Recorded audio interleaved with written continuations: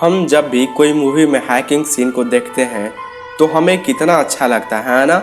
उस समय हम अपनी एक अलग ही इमेजिनेशन में चले जाते हैं। But at the same time इसे आप रियल वर्ल्ड में देखो तो यह कितना खतरनाक हो सकता है, आप इमेजिन भी नहीं कर सकते। जैसे जैसे यह दुनिया साइंस एंड टेक्नोलॉजी के फील्ड में आगे बढ़ रही है, उतने ही तेज़ी से आजकल साइबर क्राइम और कहें कंप्यूटर वायरसेस बढ़ रही है। और यह कोई सरप्राइज करने वाली बात बिल्कुल नहीं है, because every coin has its two side.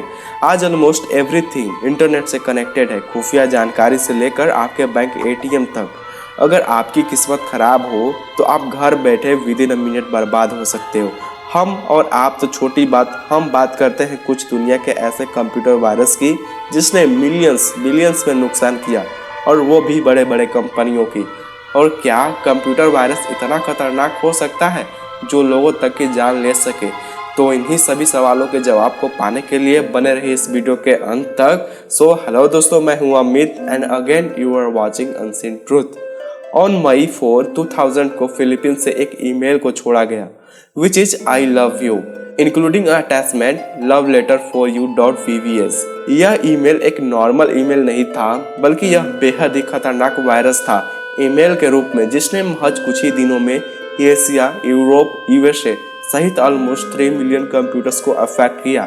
पैसों के मामले में इस वायरस ने across the world wide 10 to 15 billion dollars का नुकसान किया, जिसे इन 2002 गिनीज वर्ल्ड रिकॉर्ड में most dangerous virus of all time का दर्जा मिला। आखिर यह काम कैसे करता था? हम यहाँ पूरे डिटेल में तो नहीं बात कर सकते, लेकिन आपको शॉर्ट में बताऊँ तो होता यूँ था कि ईमेल में मौजूद जैसे ही उस अटैचमेंट को खोला जाए तो उसमें मौजूद कोड कंप्यूटर सिस्टम में रन होने लगता, जिसकी वजह से पूरा सिस्टम हैक हो जाता था।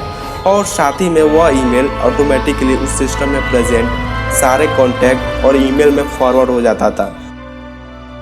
In 21st century bank robbery is not looks like what we think.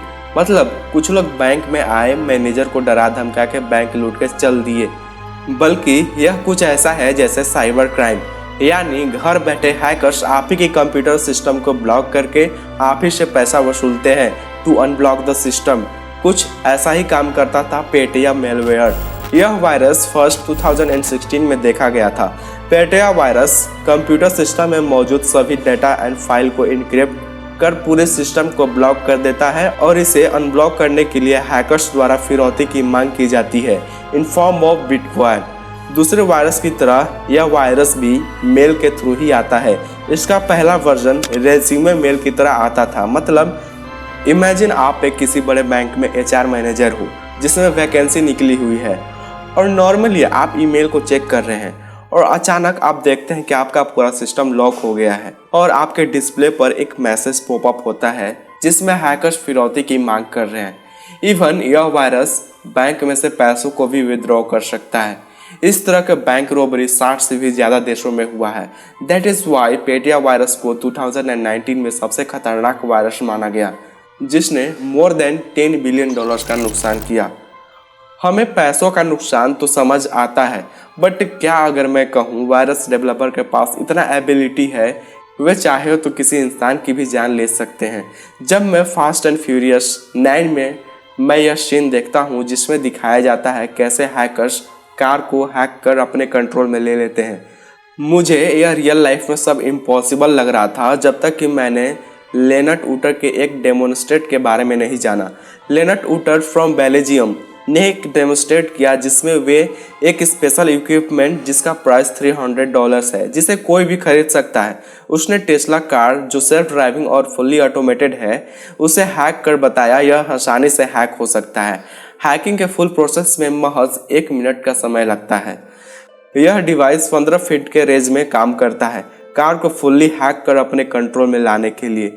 आखिर यह काम कैसे करता है यह तो नहीं बता सकता, बस मैं चाहता था कि आप जानो ऐसे कार जिनमें ब्लूटूथ, वाईफाई, इंटरनेट से कनेक्टेड है, वह आसानी से हैकर का टारगेट बन सकते हैं। हमारी जनरेशन एक नई इरा में एंटर हो चुकी है विच इज AI। आज AI की मदद से हैकर्स के पास अनलिमिटेड तरीके हैं हैक करने के लिए। In 2018 IBM released a program which is deep locker. इस प्रोग्राम का मकसद हैकर्स के थ्रेट को पहचानना था।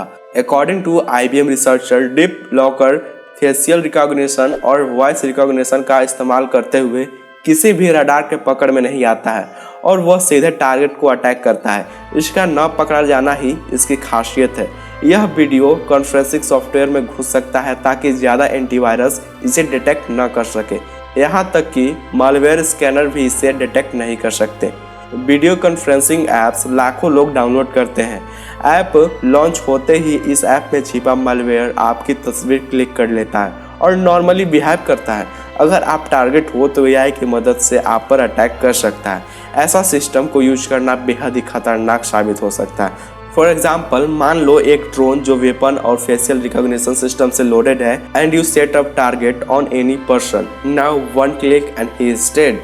ऐसा सिस्टम कितना खतरनाक साबित हो सकता है आप समझ सकते हो।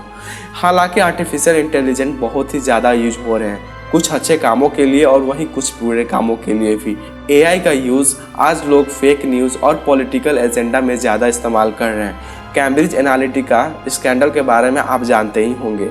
इस कंपनी पर आरोप था कि इसने 2016 में अमेरिकी राष्ट्रपति चुनाव अभियान के दौरान मतदाताओं को डोनाल्ड ट्रंप के पक्ष में प्रभावित करने के लिए फेसबुक के 5 करोड़ यूजर्स की पर्सनल जानकारियों का दुरुपयोग किया था बिना यूजर्स के परमिशन के। फेक न्यूज़ कहने का मतलब यह था कि लोग एआई की मदद से किसी की भी बातों को मैनिपुलेट कर सकते हैं अपने फ़ायदे के लिए। सो दोस्तों, आज के लिए बस इतना ही। मिलते हैं अब अगले वीडियो में। अगर यह वीडियो आपको अच्छा लगा हो तो इस वीडियो को लाइक एंड शेयर ज़रूर करें और साथ ही इस चैनल को भी सब्सक्राइब। धन्यवाद।